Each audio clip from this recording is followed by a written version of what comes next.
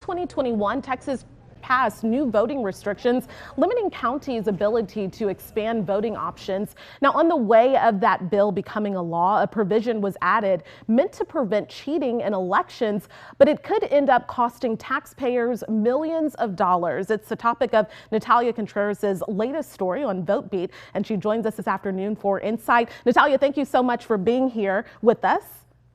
Thank you so much for having me. So election officials, I read your article, they said that this is unprecedented. Can you break down this provision and really what requirements this places on election offices?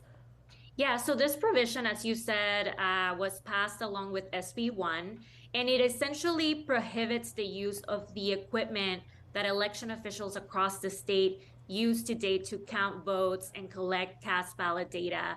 If you've been there on election night, you've seen the equipment where you put in your ballot at the polling place, and then that information in that scanner, then it's taken in a USB drive to the central counting station where all the votes from every single precinct are collected quickly, right? And that's one of the reasons why we're able to have results so fast on election day, at least a preview of what the results are. But the provision requires counties to purchase and use ballot scanners and tabulators with storage disks that once written cannot be modified. And what that storage looks like, it's usually a CD or a DVD. And I don't know if you've tried to find a computer today that can read a CD, but those could be hard to find. And so the bigger problem with this provision is that the only two certified voting machine vendors in Texas don't have any kind of equipment in existence today that would comply with this law.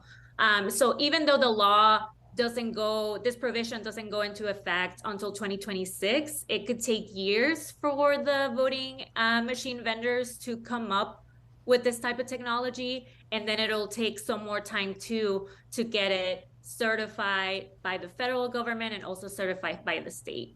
And how long would that process be? Because you said 2026, this is implemented. How long would the process be? Again, the vendors have to find the technology first. Well, I mean, yeah, first it has to be invented. And I mean, that could take years. I really cannot give you specific numbers because there's really not a number that we can share because we don't know. And then on top of that, the certification process in the state of Texas can take months. But on top of that, the certification process for the voting equipment at the federal level could take even longer. So election officials are really worried that they're going to be left without equipment that can quickly, accurately, and safely produce results on election day, like we know. Okay, and is there any indication that if counties don't find this technology, could they be penalized? If they don't find the technology, it's not that they would be penalized for not finding it. They could be in trouble for using equipment that they're not supposed to use or using equipment that isn't certified. Once this goes into effect, if there's nothing available for them to use, and they, make a mistake and use by accident the equipment that they have now, that would essentially be them not following the law. So that could have some consequences.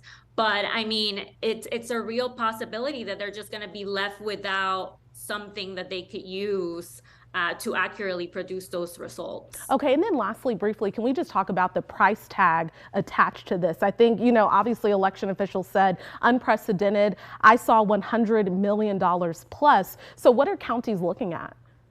So it really depends. I mean, for example, Harris County spent more than 50 million, I believe, in some equipment. It depends on the size of the counties. Other counties have spent 4 million on recent equipment. It just depends on the size and some of the equipment they just purchased also recently. So it really could depend on the county, but tiny counties don't have that money in the budget.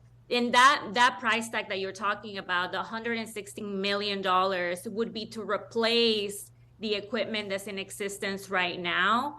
And so that would just be to get this going if the equipment is even invented on time, right? Like we have to remember that the equipment that's required right now does not exist. So if it were in existence, this is what we're looking at for taxpayers to foot this bill. All right, Natalia, thank you so much for joining us.